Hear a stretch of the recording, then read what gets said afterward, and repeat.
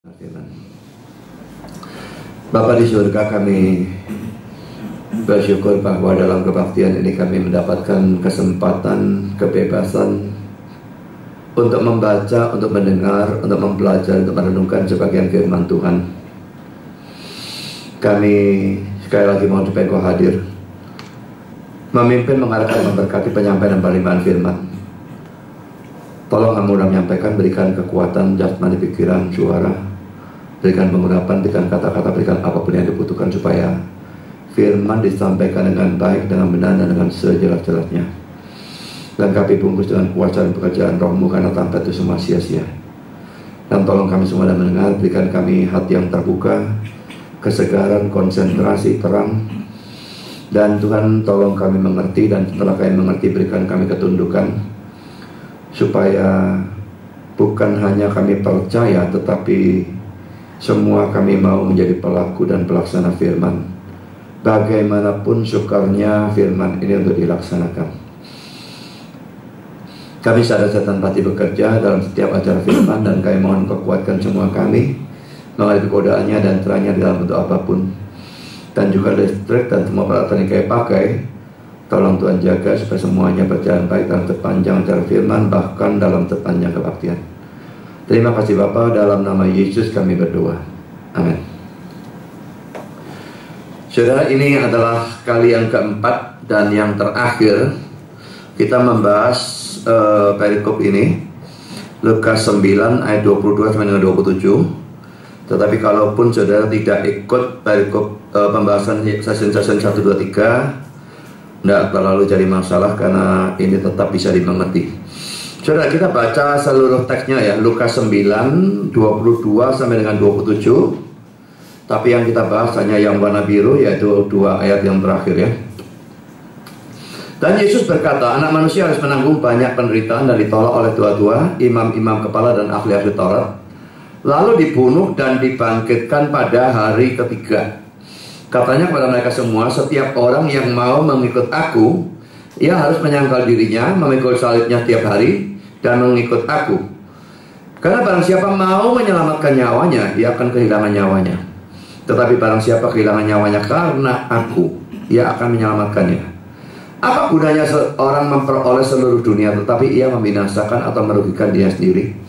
Sebab barang siapa malu karena aku dan karena perkataanku, anak manusia juga akan malu karena orang itu apabila ia datang kelak dalam kemuliaannya dan dalam kemuliaan Bapa dan malaikat-malaikat kudus. Aku berkata kepadamu, sesungguhnya di antara orang yang hadir di sini ada yang tidak akan mati sebelum mereka melihat kerajaan Allah. Saudara, kita bahas poin 4 ya, ayat 26 dulu, nanti ayat 27-nya. Ayat 26 saya baca ulang. Sebab barang siapa malu karena aku dan karena perkataanku, anak manusia juga akan malu karena orang itu apabila ia datang kelak dalam kemuliaannya dan dalam kemuliaan Bapa dan malaikat-malaikat kudus. Saya bahas potongan pertama pada poin A ini ya. Sebab barang siapa malu karena aku dan karena perkataanku.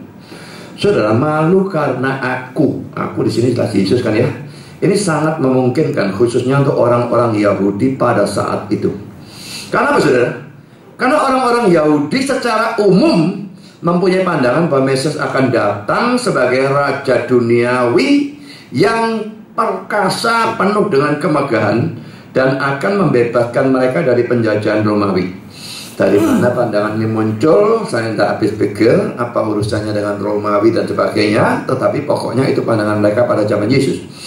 Kalau orang-orang Yahudi tertentu seperti para murid Yesus mempercayai Yesus sebagai Mesias, apalagi nanti Mesiasnya ditangkap, dibunuh dan sebagainya, maka ini bisa menyebabkan mereka diejek, karena mereka mempunyai Mesias yang hina, yang kalah dalam tanda petik, yang sama sekali berbeda dengan Mesias yang digambarkan dan diharapkan oleh orang-orang Yahudi secara umum. J.C. Ryle berkata demikian, ada banyak cara untuk malu karena Kristus. Jadi bukan cuma Yahudi-Yahudi itu yang bisa seperti itu ya. Kita tentu juga bisa. Banyak cara untuk malu. Kita bersalah tentangnya. Kapanpun kita takut untuk membiarkan orang-orang tahu bahwa kita mencintai ajaran-ajarannya, perintah-perintahnya, umatnya, dan peraturan-peraturannya. Pikir, pernah enggak takut untuk kalau orang malu, kalau orang tahu, malu kalau orang tahu kita punya cinta Kristen, ajaran Kristus, perintahnya, orang-orang Kristen dan sebagainya? Pernah seperti itu? Saya lanjutkan. Kita bersalah tentangnya kapanpun kita mengizinkan rasa takut manusia mengalahkan kita dan menahan kita untuk membiarkan orang-orang lain melihat bahwa kita adalah orang-orang Kristen yang tidak akan berubah. Kapanpun kita bertindak dengan cara ini, kita sedang menyangkal Tuhan atau guru kita dan sedang melakukan suatu dosa besar. Kejahatan tentang menjadi malu karena Kristus adalah sangat besar. Itu merupakan suatu bukti dari ketidakpercayaan. Menurut saya ini tidak mutlak ya, kalau Petrus percaya tapi nyatanya nyangkal ya. Itu menunjukkan bahwa kita lebih peduli untuk pujian manusia yang bisa kita lihat daripada pujian dari Allah yang tidak bisa kita lihat. Itu merupakan suatu bukti dari rasa tidak tahu terima kasih. Itu menunjukkan bahwa kita takut mengakui di depan manusia Dia yang tidak malu untuk mati bagi kita di atas kayu salib. Memang sangat buruk mereka yang menyerah pada dosa ini. Di sini, di dunia ini, mereka selalu sengsara. Suatu hati nurani yang buruk merampok damai mereka. Dalam dunia yang akan datang, mereka tidak bisa melihat penghiburan. Pada hari penghakiman, mereka harus mengharapkan untuk disangkal oleh Kristus sampai pada kekekalan jika mereka tidak mau mengakui Kristus untuk beberapa tahun di bumi. Jadi saudara, memang ini berlaku kalau penyangkalannya terus-menerus ya. Bukan kalau penyangkalnya cuma insidental seperti yang dilakukan oleh Petrus, setelah itu dia bertobat. Dalam kasus seperti itu tentu orang percaya manapun bisa jatuh, dan asal dia bertobat dan sebagainya, tentu dia tetap diselamatkan. Cuma kalau orang nyangkal terus-menerus, ini yang sangat-sangat buruk, saudara. Nah saudara, apakah kita pernah menyangkal, biarpun bukan secara verbal seperti Petrus? Aku tidak kenal dia, tapi seperti yang dijelaskan oleh J.C. Ryle ya. Karena kita kumpul dengan orang-orang dan ini semua dari agama-agama yang berbeda, semua dari Kristen. Dan lalu misalnya ada orang berkata semua agama sama misalnya gitu ya. Kita malu atau takut untuk mengatakan gak, semua agama gak sama, dan yang bisa menyelamatkan hanya Kristus. Berani ngomong atau diam saja? Lebih baik ngomong dengan risiko diwejek, dimaki-maki, dianggap fanatik, dianggap picik segala macam, atau diam saja dan kita tetap diterima oleh semua orang. Enak yang mana saudara? Saudara, memang selalu akan ada perasaan gak enak gitu ya. Saya ngalami kok. Ada kumpulan, gak usah banyak-banyak, 20-30 enggak, hanya 4-5 orang, semua agama sama, dan semua ini tidak ada satu yang Kristen. Saya selalu mikir sih, ya apa ya. Tapi saya tidak pernah mau diam saudara kalau hal seperti itu. Tidak peduli enak, tidak enak, saya ngomong gak. Bagi aku tidak semua agama sama, semua agama beda, dan Kristen yang paling beda. Dan saya selalu menggunakan kesempatan itu untuk memberitakan Injil. Mereka mau terima, mereka mau marah, itu urusan mereka. Mereka mau menjauhi saya tidak peduli. Kalau sudah urusan seperti itu sudah, saya tidak mau ngurus sudah ya. Mau orangnya senang sama saya, mau orangnya tidak senang sama saya, biar tidak peduli saya. Dan kalau saya memang saya punya prinsip tertentu, saya tidak peduli orangnya. Kalau itu memang suatu prinsip, maka saya tidak peduli orang senang, tidak senang, saya tidak peduli. Misalnya dalam kasus kayak itu adalah prinsip saya untuk tidak memberikan selamat Idul Fitri. Karena saya pikir ini kata selamat dalam urusan rohani. Lain kalau selamat ulang tahun, selamat tahun baru, itu dalam urusan sekuler. Tapi selamat di sini dalam selamat urusan rohani. Saya katakan selamat Idul Fitri, bagi saya itu suatu dusta. Dan saya tidak mau ngomong. Lah, jadi caranya gimana? Daripada tidak nyeneng orang, saya mending tidak nyedek gitu ya. Kalau sudah ada habis Idul Fitri Atlas itu libur ya. Lalu mulai masuk, mending jauh saja dari semua yang saya tahu sebagai Islam. Dan lebih lagi saya berusaha menjauhi kalau ada orang yang Kristen, lalu di sini ada orang Islam, saya menjauhi saudara. Karena apa? dia nanti mesti memberi salam. Nah, kalau dia memberi salam, saya tidak, tambah gak enak kan? Nah, tapi saudara, tetap kan barusan ini terjadi, saudara. Saya sudah jauhi itu traktor tetap lewat. Yang di sini ngasih salam. Saya diam aja, Bapak. Loh, traktor yang Islam ini nyalami saya. Saya sudah ngomong apa? Ya tak salami, nyalami, tidak peduli. Saya tidak nyalami, saya tidak ngomong. Saya tidak ngomong apa-apa. Yang dia nyalami, ya sudah tak salami. Tapi saya tidak ngomong apa-apa. Kalau mau terpaksa, ya, kalau mau paling minim gitu ya, katakanlah maaf lahir batin, nggak salah. Maaf lahir batin, kita tidak mengucapkan selamat. Tapi ngomong selamat, kalau saya tidak mau. Bukan karena saya anti mereka atau benci mereka, tetapi prinsip saya itu suatu dusta dan itu dosa. Jadi saudara, ini hal-hal seperti ini kita seringkali malu, sungkan dan sebagainya. Tapi saudara harus lebih sungkan kepada Tuhan daripada kepada manusia. Dalam pengakuan tentang Kristus, pengakuan bahwa kita itu Kristen, pengakuan bahwa kita itu cinta Alkitab. Kalau misalnya hukum Kristen itu diejek orang, Kristen mengasihi musuh segala macam apa, nah kita berani membela apa tidak? Kalau Kristus lagi misalnya main Facebook diejek dan sebagainya, kita berani membela dia atau tidak? Menunjukkan bahwa kita Kristen. Wah, ejekan luar biasa banyak, saudara. Ya, saudara, apakah kita mau membela dan menggunakan sebagai kesempatan memberitakan Injil, atau mending diam saja daripada dipermalukan pada waktu kita membela? Kalau kita diam saja, itu sudah cukup. Itu sebetulnya sudah merupakan suatu penyangkalan. Jadi Sirah lagi mengatakan demikian. Hendaklah kita memutuskan untuk tidak pernah malu karena Kristus. Untuk tidak pernah malu karena Kristus. Dia mati di atas kayu salib itu memalukan, saudara, sebetulnya. Nyaris telanjang, mati terkutuk lakinya, memalukan. Dia tidak malu melakukan itu, mengalami itu. Tapi kita, dan kita sekarang malu karena dia. Saudara, hendaklah kita memutuskan untuk tidak pernah malu karena Kristus. Tentang dosa dan keduniawian, kita bisa secara benar malu. Malu dalam hal dosa, malu dalam kalau kita itu duniawi. Tapi anaknya banyak orang Kristen gak malu dirinya duniawi. Bahkan pendeta-pendeta dari gereja yang kemakmuran-kemakmuran ini, saudara, tidak malu naik Bentley, naik BMW, naik Mercy dan sebagainya, bangga malahan. Itu duniawi pol. Pendeta naik kayak begituan tuh mau jadi apa, saudara? Jadi saudara, mereka tidak malu, mereka bahkan bangga. Dan dosa juga, seringkali orang tidak malu belas tentang dosa. Aneh, saudara, kalau kafir tidak malu karena dosa, saya tidak heran. Tapi orang Kristen seharusnya malu karena dosa. Jadi kalau jatuh dalam dosa, ya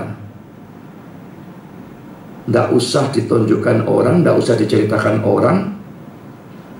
Bukan mau munafik, tetapi ini untuk juga tidak menyandungi orang, itu ya. Lalu saya sambung ya, tentang Kristus dan perkaranya, kita tidak mempunyai hak untuk malu sama sekali. Keberanian dalam pelayanan Kristus selalu membawa pahalanya sendiri. Orang Kristen yang paling berani selalu adalah orang yang paling bahagia. Memang saudara, dia bisa ditangkap, bisa masuk penjara, bisa dibunuh, bisa sekali. Tapi saudara, orang seperti ini bahagia. Saya melihat barusan ini waktu debat dengan grup Katolik ya, bicara tentang martir dan sebagainya, bagaimana orang Katolik memperlakukan orang Kristen. Saya ambil contoh orang yang namanya John Huss. Mungkin tidak banyak dari saudara yang tahu, kecuali yang belajar teologi ya. John Huss hidup kira-kira 1 abad sebelum Martin Luther. Dan kalau Wycliffe sebetulnya adalah pembuka reformasi yang sebelum John Huss ya.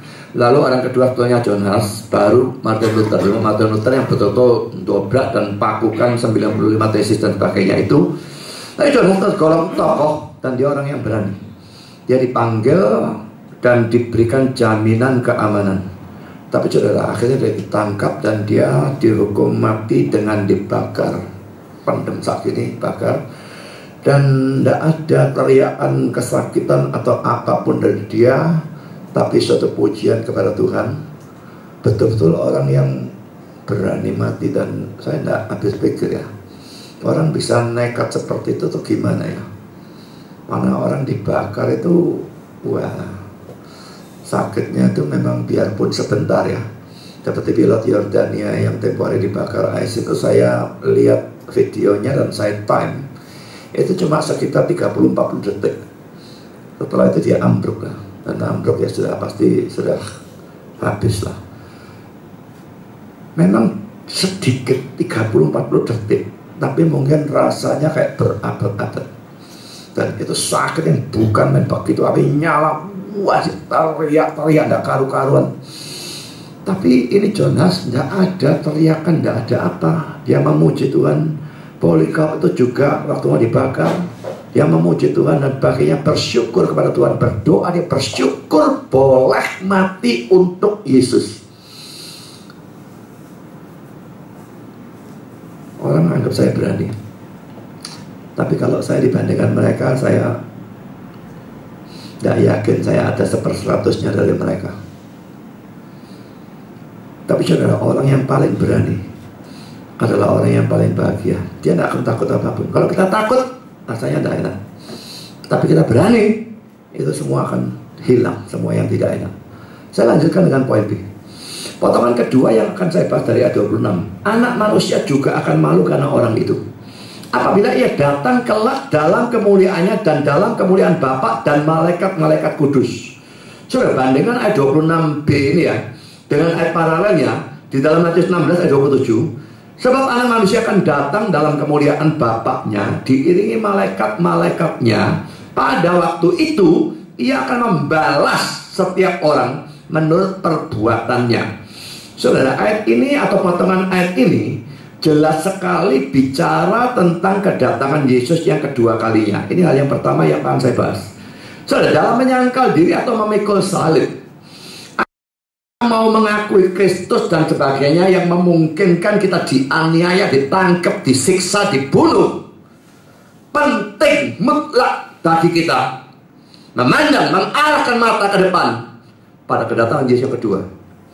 Kalau itu kita lihat, kita akan berani, kita akan mau berkorban, menyangkal diri, memikul salib, mengakui nama Dia dan sebagainya, biarpun harus dianiaya, asal mata kita diarahkan Yesus datang kedua kalinya nanti. Kalau itu tidak kita pikir, wah ini repot saudara.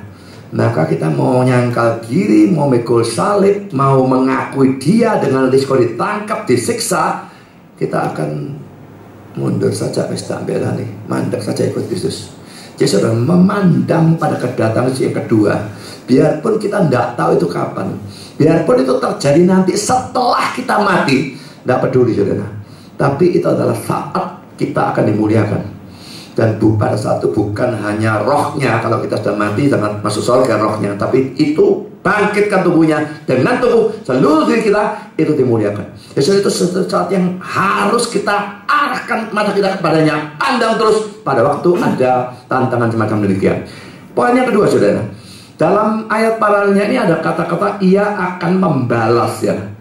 Nah saudara, ia akan membalas itu rasanya, kalau membalas itu rasanya selalu konotasinya negatif ya. Tetapi sebetulnya bukan demikian, karena terjemahannya dalam King James dan NIV, he shall atau he will reward.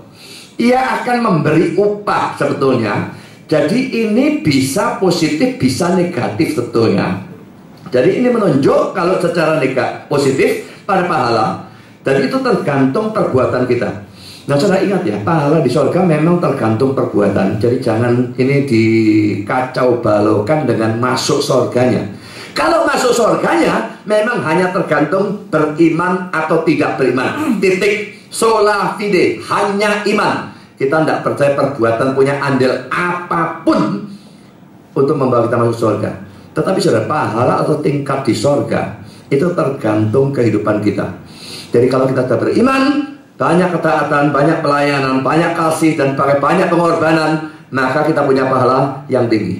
Tetapi saudara, bagaimanapun kita bisa ingat, harus ingat juga ya, bahwa kalau kita bisa taat, bisa melayani Tuhan, bisa rela kehilangan nyawa, bisa mau memikul salib, menyangkal diri, mengakui Kristus di depan manusia, dan sebagainya, itu semua kalau kita bisa lakukan, bukan kita yang bisa, tetapi Tuhan yang memampukan kita melalui pemberian kasih karunia-Nya. Jadi sebetulnya kita tetap tidak layak untuk menerima pahala. pahala biarpun itu diberikan berdasarkan perbuatan kita, sebetulnya tetap merupakan anugerah Tuhan. Karena kita mampu taat baik, itu karena pemberian kasih karunia juga. Lalu saudara, kalau menunjuk secara negatif saudara, maka itu menunjuk pada hukuman. Dari upah, bisa upah yang baik, bisa upah yang buruk. Upah yang buruk itu hukuman.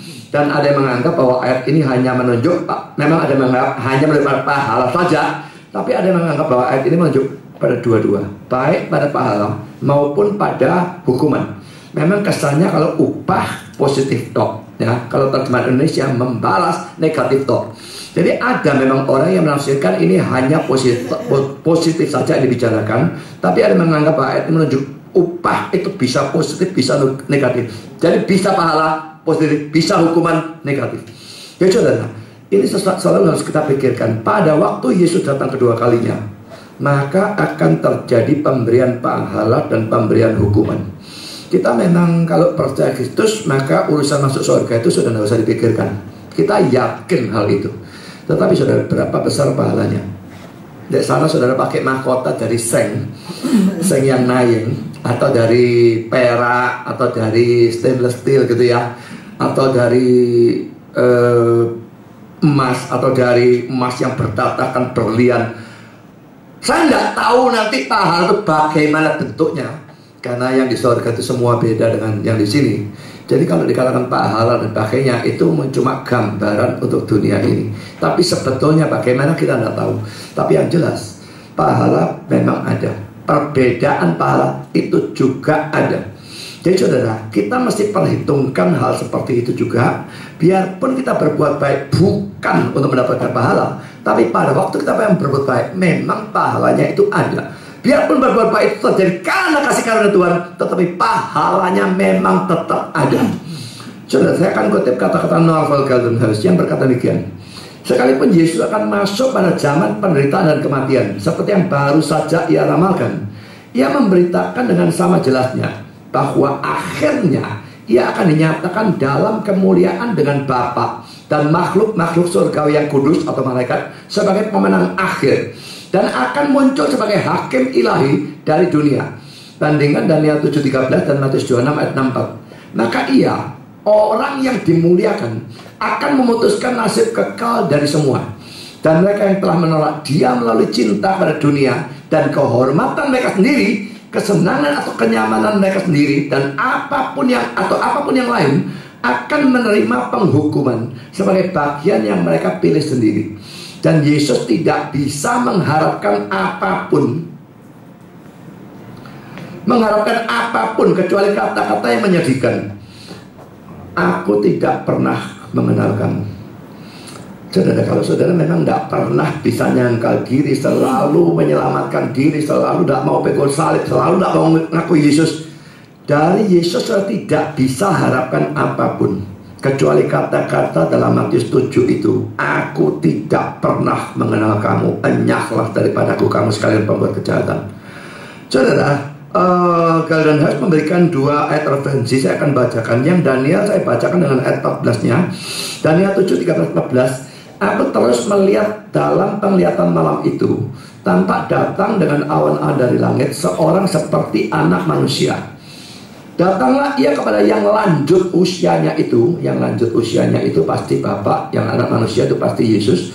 Dan ia dibawa ke hadapannya, lalu diberikan kepadanya kekuasaan dan kemuliaan dan kekuasaan sebagai raja.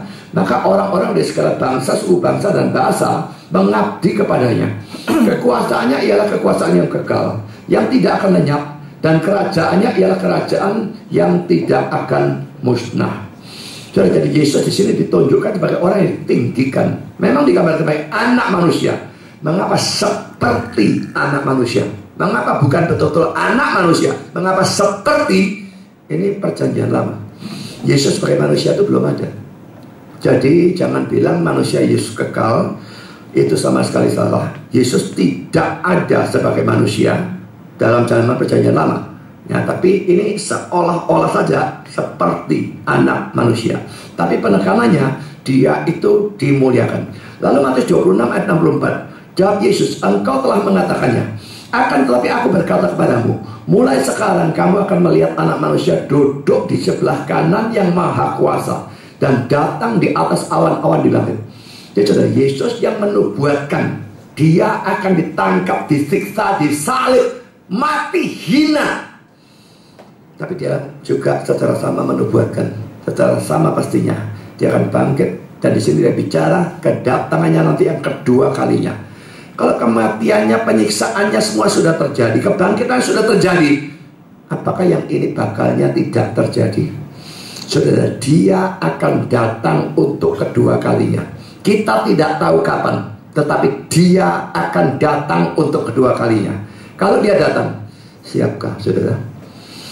Apakah kehidupan saudara, pengabdian saudara kepada dia, bagaimana saudara menjalankan kekesalan saudara, apakah itu sesuai dengan kehendak dia yang cukup membuat saudara berani berhadapan dia pada waktu dia datang kedua kalinya? Atau saudara seharusnya malu? Yang mana? Pikirkan sendiri. Sekarang poin C saudara, hubungan ayat 23, 24, 25 dan 26. Jadi kita sudah membahas ayat-ayat itu sebelumnya, tapi sekarang kita lihat hubungannya. Dan untuk itu saya baca ulang ya, ayat 23 sampai dengan 26 dari Lukas pasal 9. Katanya kepada mereka semua, setiap orang yang mau mengikut aku, ia harus menyangkal dirinya, memikul salibnya setiap hari, dan mengikut aku. Karena barang siapa mau menyelamatkan nyawanya, ia akan kehilangan nyawanya.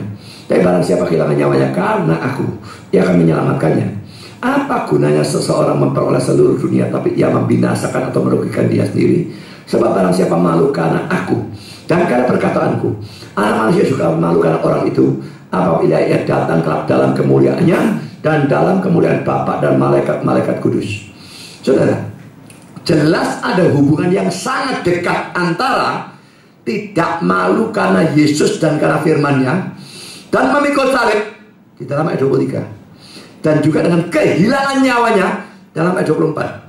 Kelihatannya konteks itu menunjukkan bahwa kalau kita malu karena Yesus dan firman-Nya, tidak mau ngakui, malu ya, maka kita akan terhindar dari pemikulan salib dalam ayat 23. Dan kalau kita menyelamatkan nyawa kita, ayat 24, maka kita bisa mendapatkan seluruh dunia dan menjadi kaya, ayat 25. Tapi kerugiannya adalah kita sesungguhnya kehilangan nyawa, ayat 24. Kita membinasakan atau merugikan diri sendiri, ayat 25. Dan Anak Manusia akan malu terhadap diri kita pada kedatangan yang kedua kalinya nanti. Jadi ini hubungan semua ya, ayat 23, 24, 25, 26. Kelihatannya kayaknya pecah-pecah, tidak, semuanya ada hubungan satu sama lain. Dan kalian sudah timbanglah sendiri antara untung dan rugi, kehilangan dan mendapatkan nyawa. Kita malu nanti disangka juga oleh dia, atau kita berani dan kita diakui oleh dia. Putuskanlah yang mana yang akan saudara ikuti. Saudara, kita akan membahas ayat yang ke-26. Sekarang kita masuk pembahasan ayat yang ke-27, yang terakhir dalam konteks ini. Jadi poin kelima saudara ya, ayat 27 kita akan baca sekali lagi. Aku berkata kepadamu, sesungguhnya di antara orang yang hadir di sini ada yang tidak akan mati sebelum mereka melihat kerajaan Allah. Saudara, poin A akan saya bahas dulu ya. Aku berkata kepadamu, sesungguhnya di antara orang yang hadir di sini ada yang tidak akan mati. Terjemahan kita yang tidak akan mati. Ya, itu boleh saja, cuma huruf yahnya tidak demikian. King James, which shall not taste death. Yang tidak akan mengecap atau merasakan, atau bisa diartikan mengalami kematian. Tapi terjemahnya sebetulnya taste ya, mengecap, merasakan. Ini kata-kata Vincent. Mengecap atau mengalami kematian. Kata mengecap dalam arti pengalaman sering digunakan dalam Yunani klasik, seperti mengecap pertempuran atau pekerjaan berat, kesedihan, kebebasan atau kemerdekaan, tetapi tidak pernah kematian. Ungkapan mengecap kematian umum dalam tulisan-tulisan rabi-rabi. Dalam Perjanjian Baru hanya di sini, dan Ibrani 2 ayat 9 digunakan tentang Kristus. Jadi dua kali dalam Alkitab ya, di sini dan dalam Ibrani 2 ayat 9, di situ digunakan tentang Kristus. Kita baca Ibrani 2 ayat 9. Tetapi dia yang untuk waktu yang singkat dibuat sedikit lebih rendah daripada malaikat-malaikat, yaitu Yesus kita lihat yang oleh karena penderitaan maut dimahkotai dengan kemuliaan dan hormat, supaya oleh kasih karunia Allah ia mengalami maut bagi semua manusia. Mengalami maut, kalau terjemahan kita dalam King James, taste death, mengecat atau mengalami kematian. Jadi saudara, di sini muncul ungkapan yang persis sama, Ibrani 29, tapi ditujukan kepada Kristus. Sekarang poin bicara, sebelum mereka melihat kerajaan Allah, saudara, ayat ini punya problem yang luar biasa dalam penafsiran. Mari kita lihat dua ayat paralelnya ya. Matius 16 ayat 28b.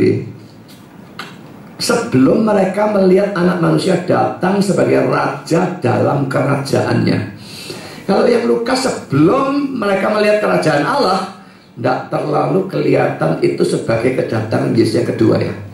Tapi yang versi Matius ini, sebelum mereka melihat anak manusia datang sebagai raja dalam kerajaannya, rasanya memang kesannya ini kedatangan yang kedua ya. Lalu Markus 9 ayat 1b, sebelum mereka melihat bahwa kerajaan Allah telah datang dengan kuasa. Ya, ada perbedaan sedikit dengan Lukas, tetapi memang tidak sekuat dalam Injil Matius. Yang Injil Matius ini yang paling nemen kelihatannya, seolah-olah menunjukkan ini bicara tentang kedatangan Kristus yang kedua kalinya. Saudara, ini harus dibahas ya. Karena Yesus bilang di situ, di antara kamu yang hadir ini ada, memang beberapa ya, sedikit ya, yang tidak akan mati sebelum mereka melihat anak manusia datang bagaimana dalam kerajaannya. Saudara, kalau itu diartikan sebagai kedatangan Kristus yang kedua kali, nubuat itu salah. Sudah pasti salah ya. Jadi saudara, ini hal pertama yang akan kita bahas. Berbeda dengan ayat 26 yang tadi kita bahas. Ayat 26-nya memang pasti kedatangan Kristus yang kedua yang dibicarakan. Dia akan malu. Kalau kita malu, dia akan malu juga ya. Tapi ayat 27 pasti tidak menunjuk pada kedatangan Kristus yang kedua kalinya. Mengapa? Karena kalau ayat ini diartikan menunjuk pada kedatangan Kristus yang kedua, itu berarti kata-kata Yesus itu ternyata salah atau tidak tergenapi.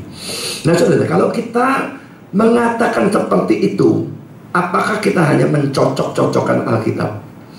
Karena ayat ini banyak diserang oleh orang-orang Islam, saudara. Ini Yesus ngomong begini, Matius 16:28 yang dikutip ya. Jadi dikutip seperti itu dan dikatakan mana? Siapa yang masih hidup? Dan sebagainya ditantang. Nah, saya beberapa kali menjawab dengan memberikan kutipan dari pembahasan Injil Matius, tetapi sekarang pada waktu saya membahas Injil Lukas ini, saya membahas secara lebih dalam, lebih mendetail, dan saya memberikan bukti-bukti bahwa kata-kata itu tidak bisa menunjukkan kedatangan Kristus yang kedua kalinya.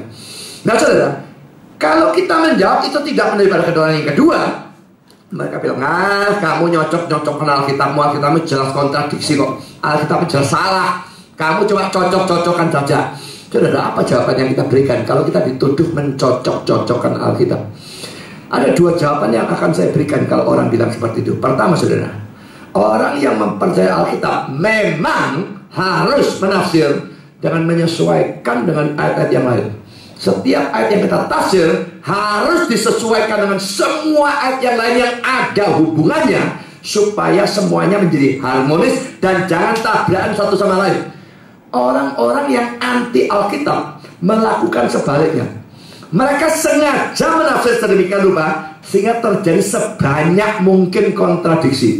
Ini bisa terjadi dalam diri orang-orang Islam ini banyak sekali, tapi juga dalam Kristen. Orang-orang liberal itu bukan Kristen, saudara. Mereka anti Kristen dan mereka selalu katakan Alkitab ada salahnya, dan hal macam seperti ini memungkinkan mereka juga tafsirkan sengaja ditunjukkan Alkitabnya salah supaya tidak terjadi pengakuan Alkitab adalah firman Tuhan. Saudara, jadi kalau kita berbalik ya, antara orang yang percaya Alkitab firman Tuhan, orang yang tidak percaya Alkitab firman Tuhan, ini akan timbul suatu sikap dasar yang bertentangan. Yang ini selalu akan kepingin mengharmoniskan, yang ini selalu berusaha mempertentangkan. Saya akan baca dua buah kutipan yang saya kira bagus sekali. Yang pertama dari William G. Tishat, seorang ahli teologi reform, yang berkata demikian: salah satu dari pandangan-pandangan tentang kitab suci ini harus diterima. Atau kitab suci orisinilnya itu tidak bersalah, atau kitab orisinilnya itu bersalah. Pandangan pertama adalah pandangan dari gereja dalam segala zaman. Pandangan yang terakhir adalah pandangan dari para rasionalis, ini orang liberal ya, dalam segala zaman. Ia yang menerima pandangan pertama secara alamiah akan berusaha untuk menyingkirkan kesalahan-kesalahan dari para penyalin dan mengharmoniskan ketidaksesuaian, dan dengan itu membawa manuskrip itu lebih dekat kepada autograf yang orisinil. Melalui proses ini, kesalahan-kesalahan dan ketidaksesuaian berkurang secara bertahap, dan kepercayaan terhadap ketidakbersalahan kitab suci dikuatkan. Ia yang menerima pandangan yang kedua secara alamiah akan berusaha untuk mengabadikan atau menghidupkan terus-menerus kesalahan-kesalahan dari ahli-ahli Taurat dan para penyalin, dan melebih-lebihkan dan meneguhkan ketidaksesuaian itu.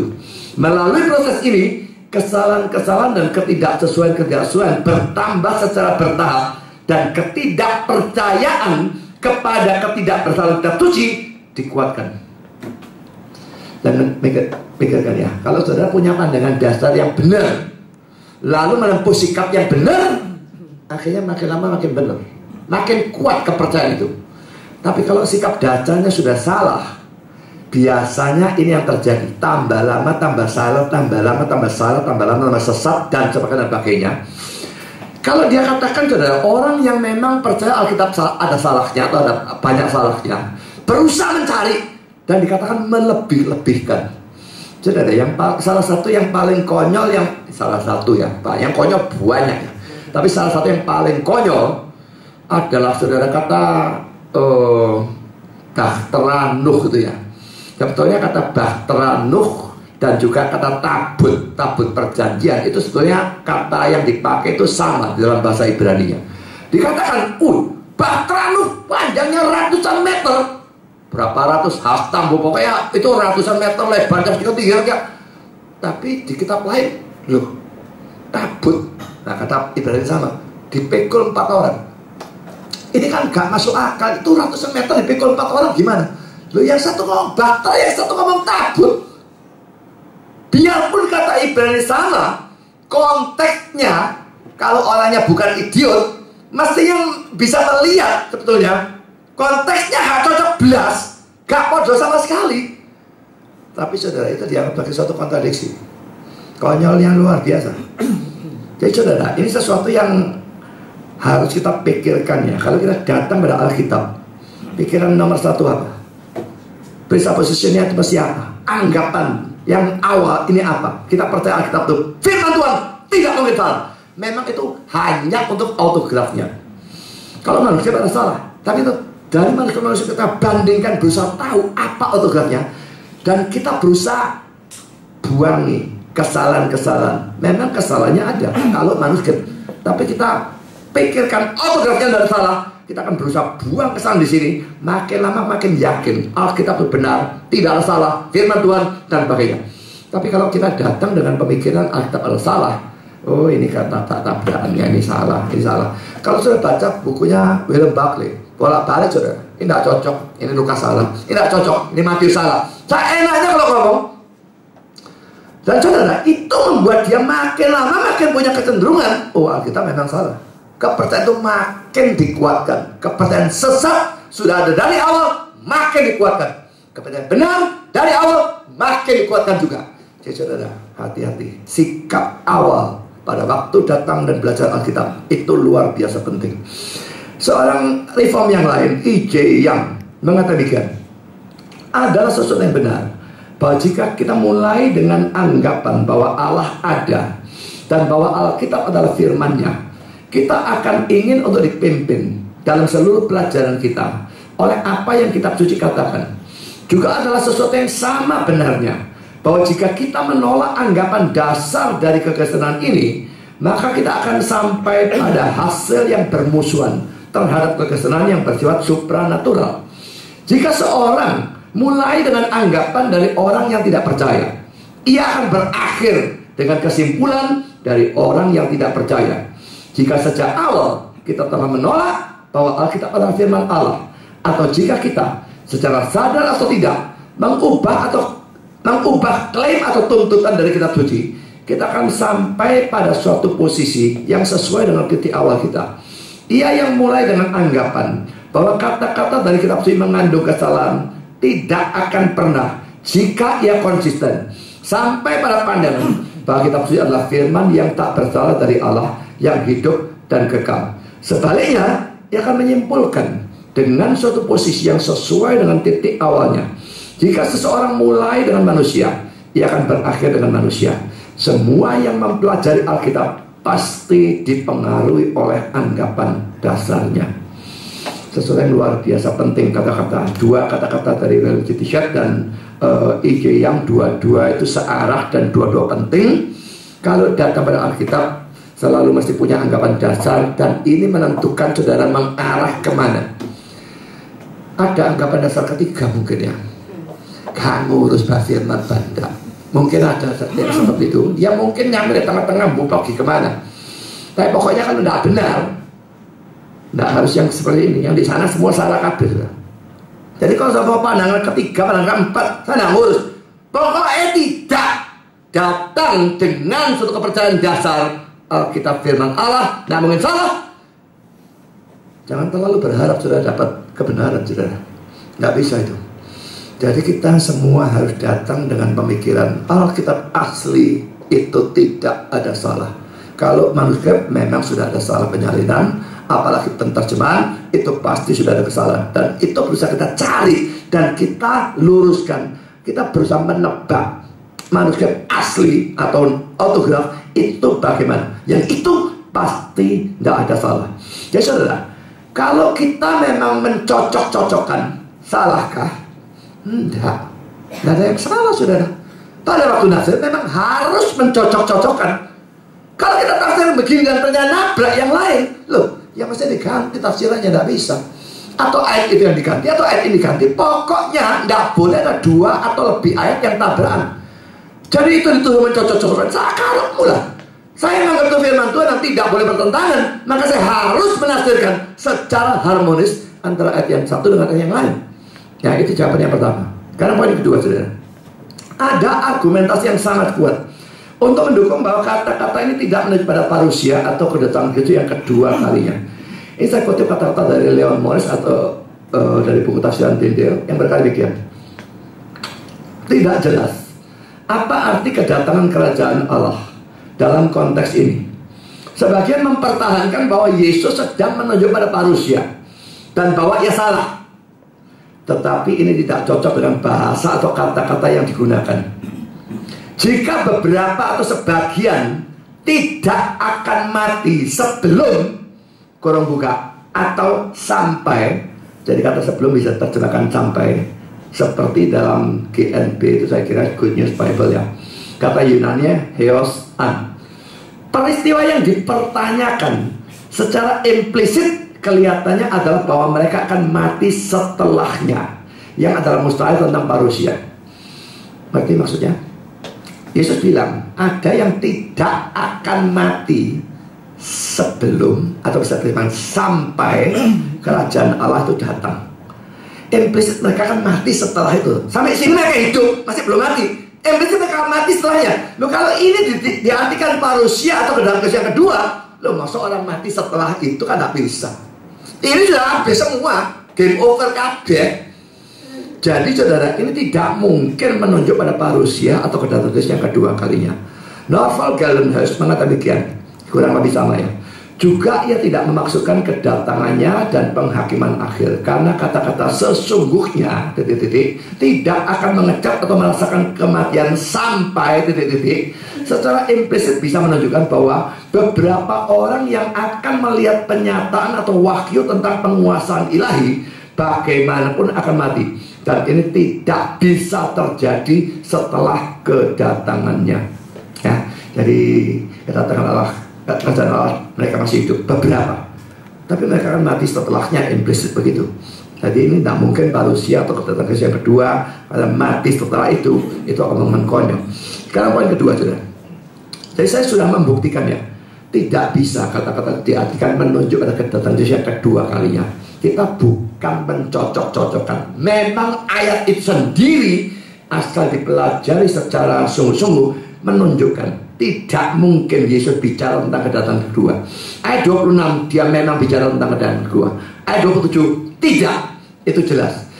Sekarang yang kedua, karena kedatangan Kristus yang kedua kalinya itu dalam tanda petik masih lama, maka Yesus memberikan sesuatu bagi mereka supaya mereka bisa icip-icip gitu ya. Kalau masih lama dikasih icip-icip ya, icip-icip berkat dan kemuliaan yang akan dialami pada saat Yesus datang kedua kalinya.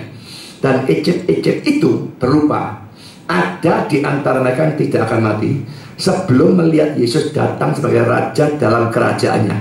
Tapi persoalannya istilah itu artinya apa? Melihat kerajaan Allah atau Yesus datang sebagai Raja dalam kerajaannya dalam versi Matius, artinya apa? Saudara, ini ada bermacam-macam penafsirannya. Kalau kedatangan kedua kita sudah buang, itu tidak mungkin.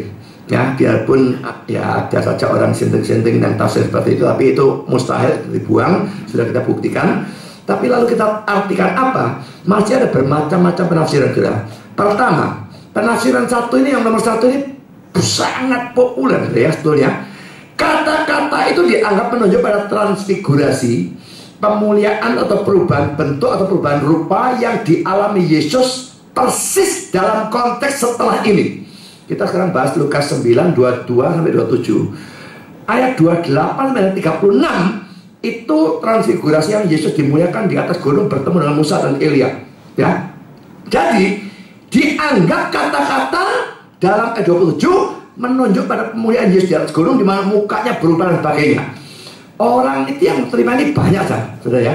Dan orang yang menerima pandangan ini beralasan bahwa dalam ketiga Injil, Matius, Markus, Lukas, kata-kata Yesus tentang hal itu langsung disusul dengan cerita tentang transfigurasi atau perubahan bentuk atau rupa yang dialami Yesus di puncak gunung, lalu melihat Musa dan Elia ketemu dan sebagainya.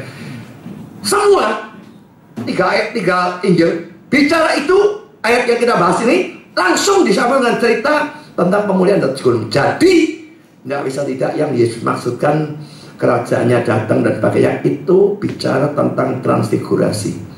Nah, sekarang saya beri kutipan orang yang setuju pandangan ini ya.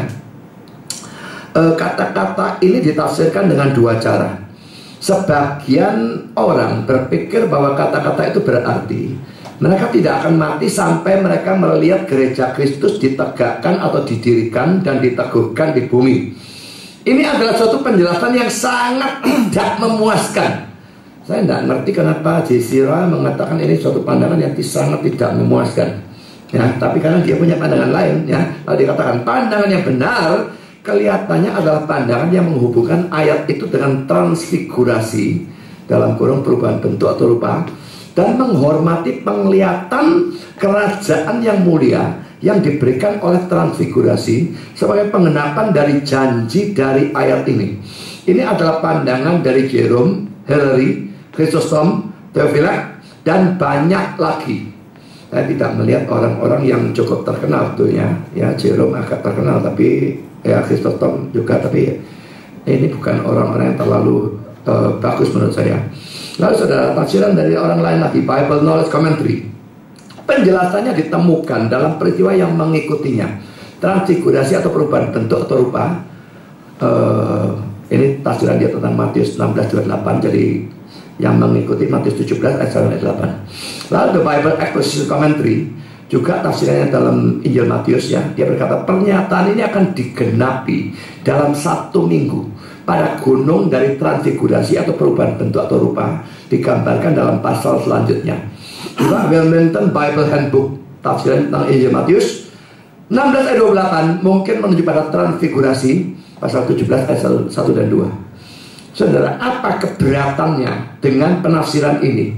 Bagi saya sangat aneh, bahkan tidak masuk akal bagi saya ya, tafsiran yang satu ini. Dan sangat aneh, banyak saudara penafsir yang mengambil pandangan ini.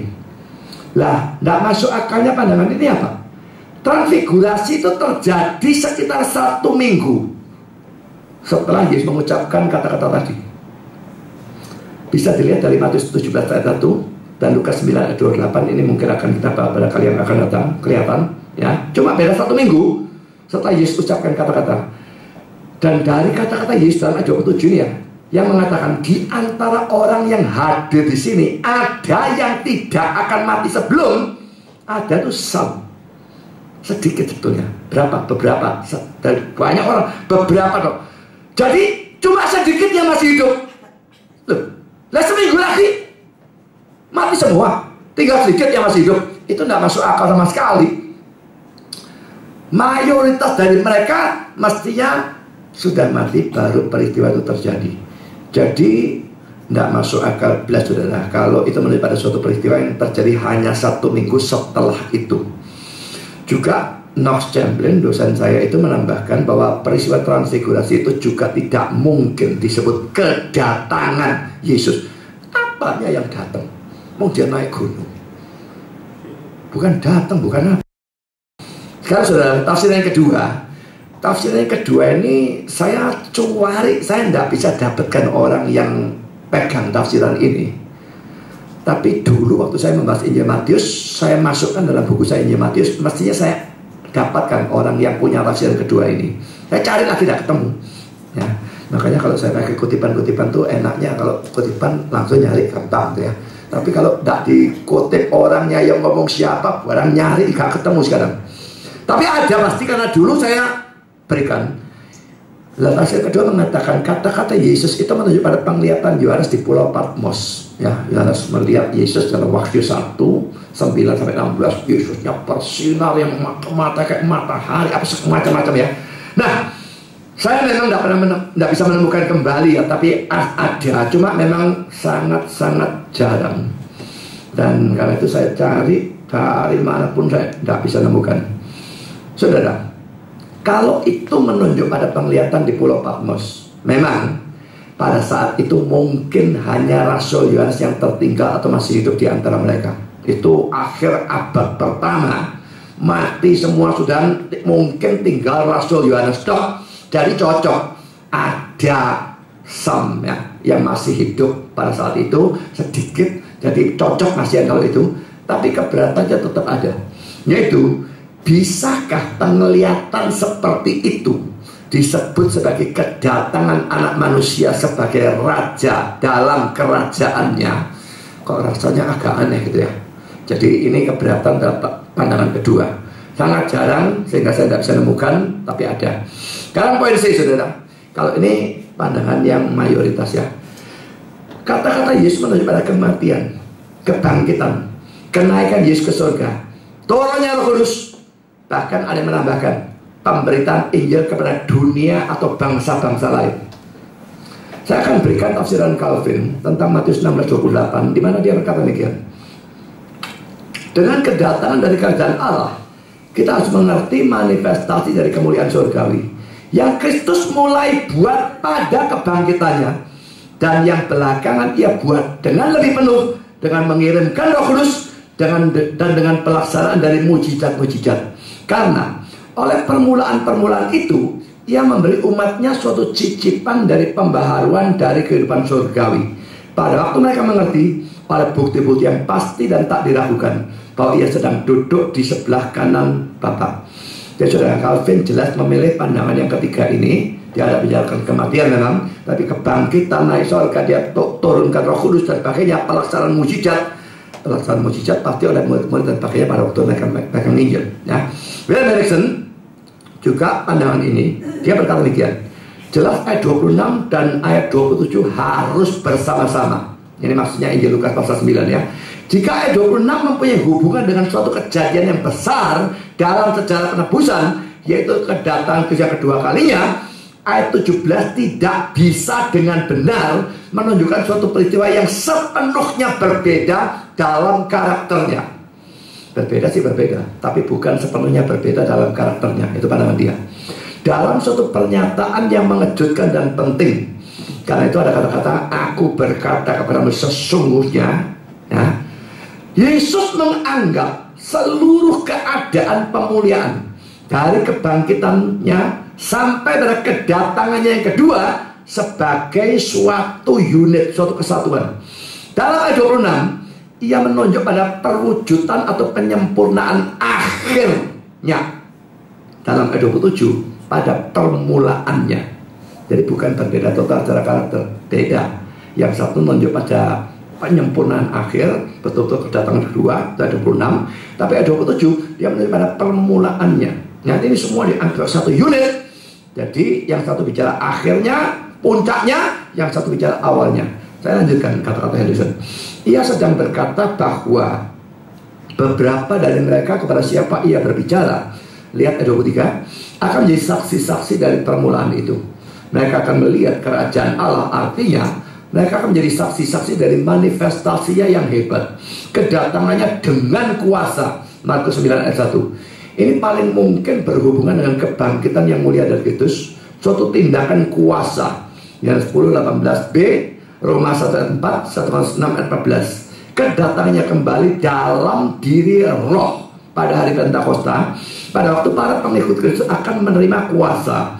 Kisah 1 ayat 8. Dan dalam hubungan yang dekat dengan peristiwa itu, penobatan atau pemahkotaan Mesias di sorga, pemuliaannya di sebelah kanan Bapa, jauh lebih tinggi dari segala pemerintah dan penguasa dan kekuasaan. Efesus 1, 20 dan 21.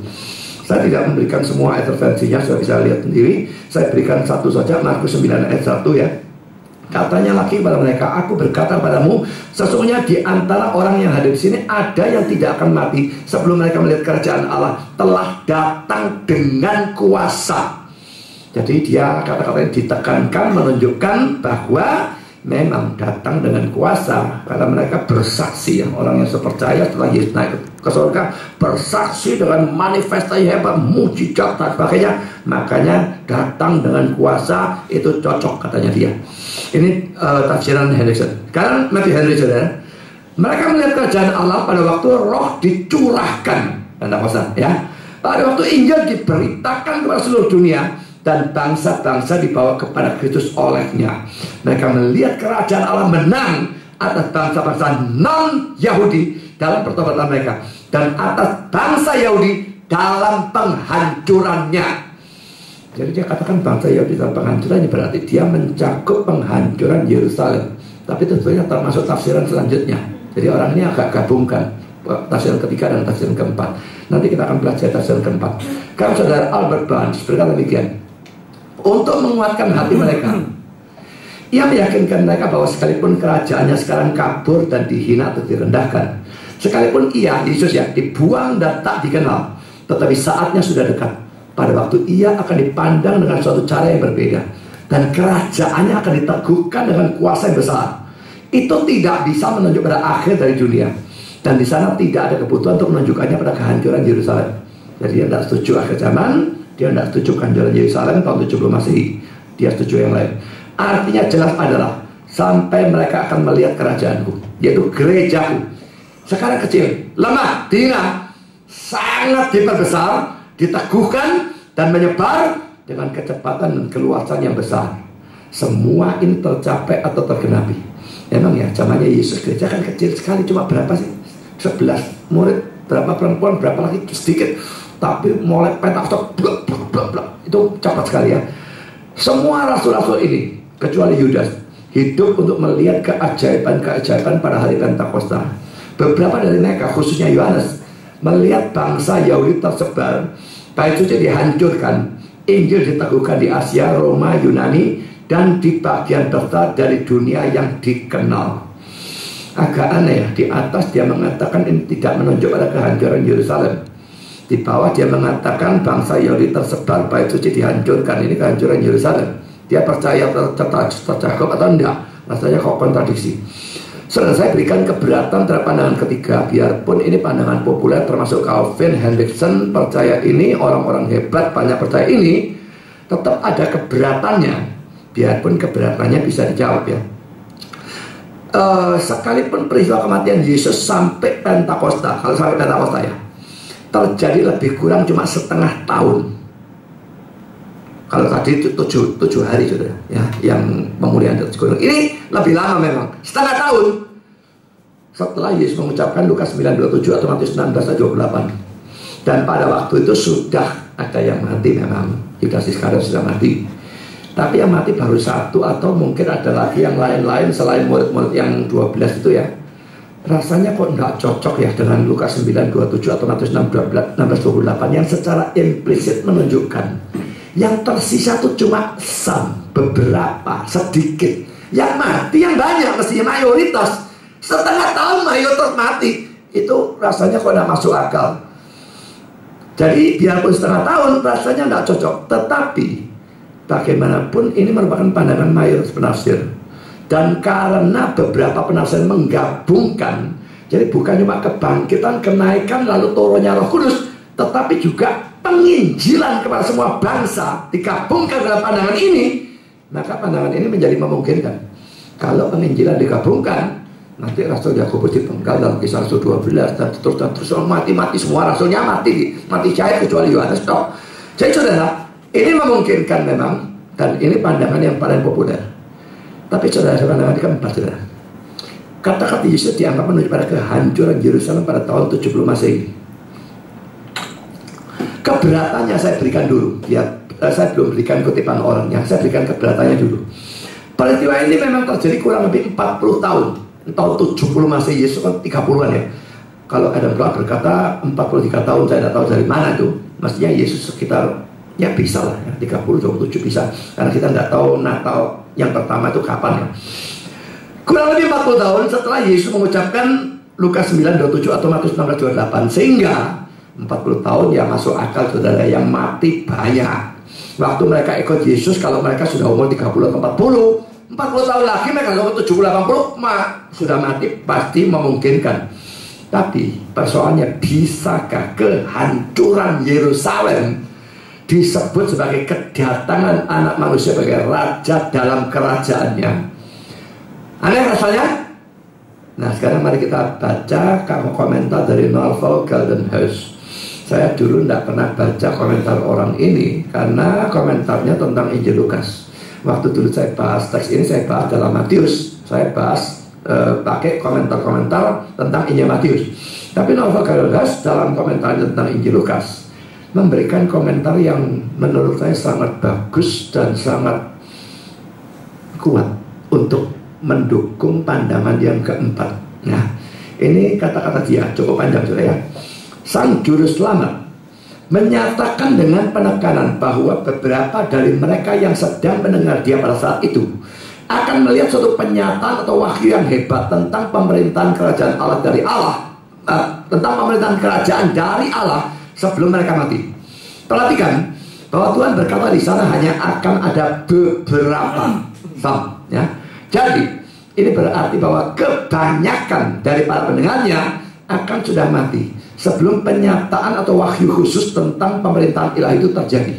Akibatnya sang juru selamat tidak memaksudkan kebangkitan atau kenaikannya atau pencurahan Roh Kudus, karena itu semua terjadi dalam beberapa bulan ya, cuma setengah tahun paling-paling. Juga ia tidak memaksudkan kedatangannya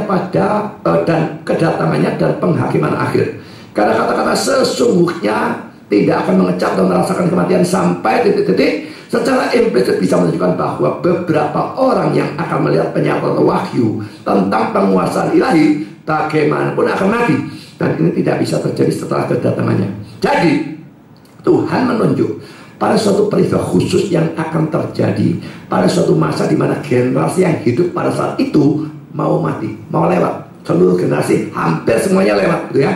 Dan di sana ada suatu peristiwa yang persis seperti itu, penghancuran Yerusalem dan kejatuhan dari keberadaan bangsa Yahudi di Palestina pada tahun 70 Masehi, dalam kurung sekitar 40 tahun setelah kata-kata Yesus diucapkan. Dengan suatu cara yang tak ada bandingannya, Allah menyatakan penguasaan kerajaannya atas bangsa Yahudi yang tidak percaya dalam pelaksanaan penghakiman itu. Memang pelaksanaan penghakiman dan pelaksanaan dari penghakiman atas bangsa Yahudi ini begitu mengerikan, sehingga sang juru selamat yang telah melihat lebih dulu semua ini dengan begitu jelas melihat di dalamnya suatu bayangan lebih dulu dari penghakiman akhir pada kedatangannya. Maksudnya yang kedua, bandingkan kata-kata nubuat dalam Matius 24, Markus 13, Lukas 21. Dan memang kalau kita bandingkan dengan nubuat dalam Markus 24, Markus 13, Lukas 21, ini semua paralel ya. Saya kira saya sudah pernah menjelaskan Matius 24 itu. Kalau saudara nanti ada di rumah baca ya seluruhnya, saudara bisa pusing, ini ngomong apa Yesus? Dan waktu saya belajar juga pusing. Dia ngomong tentang kehadiran Yerusalem atau akhir zaman. Ternyata memang kalau dipelajari, sebagian dia bicara tentang kehancuran Yerusalem pada tahun 70 Masehi, sebagian akhir zaman, sebagian tentang dua-dua. Konteksnya konteks Yahudi, yang di atas atap rumah jangan turun, nanti hari Sabat berdoa jangan hari Sabat, konteks Yahudi. Tapi sebagian bicara akhir zaman, sebagian bicara penghancuran Yerusalem. Dan yang ini, kehancuran Yerusalem tahun 70 dianggap sebagai bayangan dari penghakiman akhir zaman di dalam kedatangan Yesus yang kedua kalinya. Jadi saudara, berdasarkan Matius 24, Markus 13, Lukas 21 itu memang rasanya ada kemungkinan ya. Karena penghancuran Yerusalem di sana memang membayangkan penghakiman akhir zaman waktu Yesus datang kedua kalinya. Jadi kalau kata-kata ini menunjukkan ada penghancuran Yerusalem dan itu merupakan bayangan dari penghakiman akhir zaman, maka rasanya cocok, semua jadi klop ya. Jadi bagus sekali menurut saya pandangan ini. Dan Norval Galileus menambahkan lagi sedikit, sama pastinya seperti kata-kata Yesus berhubungan dengan penghakiman dari bangsa, kok bangsa Yesus ini gimana? Bangsa Yahudi.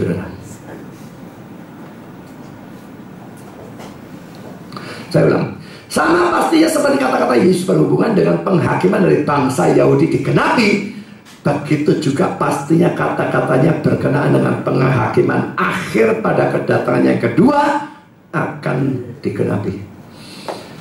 Saudara, pandangan 1, 2, 3, 4 atau A, B, C, D, yang mana benar? Saya jelas menolak A dan B.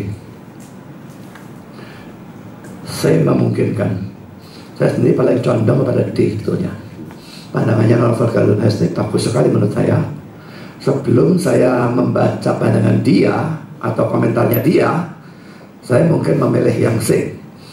Tapi setelah saya membaca pandangannya dia, dan dia menghubungkan dengan Matius 24 dan sebagainya, saya merasakan ini sebagai sesuatu yang sangat-sangat memungkinkan. Jadi tetap C juga mungkin, tapi saya tetap punya kecondongan sedikit lebih kepada D. Ya, C atau D adalah yang paling memungkinkan. Bagi saya D tetap kemungkinan yang terbesar. Nah saudara, sebagai kesimpulan atau penutup dari khotbah 4 seri ya, Lukas pasal 9 ayat 22 sampai 27, Yesus menubuatkan kematiannya, kebangkitannya, juga memberitakan bahwa para pengikutnya harus pikul salib. Rasanya soroh ya, harus menyangkal diri. Waduh, soroh lagi. Kalau mengakui dia, wah bisa ditangkap, bisa soroh lagi. Tapi katanya harus rela kehilangan nyawa dan sebagainya. Semua ini menunjukkan saudara, ikut Yesus itu berat. Ini bukan hal yang main-main, bukan hal yang bisa kita ikut santai-santai, goyang kaki, tidak bisa. Kalau memang maunya seperti itu, lebih baik jangan ikut. Better nothing than something. Biasanya better something than nothing. Ya, kalau mau setengah-setengah, Tuhan bilang, wis melok dunia saja. Tapi tetap risiko tanggung penumpang. Tapi kalau mau ikut dia, saudara, kita tidak perlu peduli dengan apapun yang kita alami ya. Kita sedang sakit, kita sedang banyak problem, sedang tidak punya duit, sedang gereja kita ada orangnya cuma sedikit. Tidak peduli apapun saudara. Memang ikut dia berat. Tapi ingat, dia mengakhiri semua perintah-perintahnya yang jelas kelihatan, waduh setengah mati ikut dia ya. Tapi dia akhiri dengan janji tentang kedatangannya yang kedua, dan berikan cicipan tentang hal itu. Karena sudah dialah kita yang ikut, tetap ikut dia, sambil arahkan mata pada kedatangan yang kedua kalinya. Kalau saudara tidak ikut sambil arahkan mata ke sana, mungkin saudara tidak akan kuat bertahan. Ikut sambil arahkan mata ke sana. Dalam penderitaan sorong, setia kepada dia, nyangka diri, ikut salib, menderita pada tidak salah, pada melakukan yang benar, menderita. Tidak mau tahu saudara. Lihat ke sana, ikut tetap, terus setia sampai janji itu tergenapi. Dan semua yang sudah digenapi itu pasti juga akan digenapi. Tuhan memberkati saudara. Amin. Mari kita berdoa. Bapa di surga, terima kasih Engkau telah pimpin serta berkati kami dalam sepanjang acara firman. Kami sudah mempelajari seluruh Lukas 9, 22-27, dan kami melihat nubuatmu tentang kematian dan kebangkitanmu terlaksana. Lalu perintahmu untuk menyangkal diri, memikul salib, rela kehilangan nyawa, mengakui Engkau dan firman di depan manusia dan sebagainya. Semua itu begitu berat, tapi Engkau akhir dengan satu janji dan icipan tentang hal itu, kedatanganmu yang kedua, di mana kami yang percaya akan surga dan bahkan mendapatkan pahala. Tuhan, kami ikut Engkau bukan sesuatu yang gampang, bukan sesuatu yang bisa dilakukan dengan santai. Biar semua kami sadar, ini adalah perang. Ini bukan suatu main-main, ini bukan suatu acara piknik atau jalan-jalan di toko. Tapi ikut dengan serius. Bahaya bisa mengancam, setan jelas menyerang senantiasa. Biarlah mata kami diarahkan pada akhir zaman, pada kedatanganmu yang kedua kalinya, biarpun kami tidak tahu kapan itu terjadi. Tolong kami setia, tolong kami tetap setia, tolong kami bahkan bertumbuh dalam kesetiaan untuk ikut Tuhan saat ini sampai Engkau datang kedua kalinya. Terima kasih Tuhan. Dalam nama Yesus kami berdoa. Amin.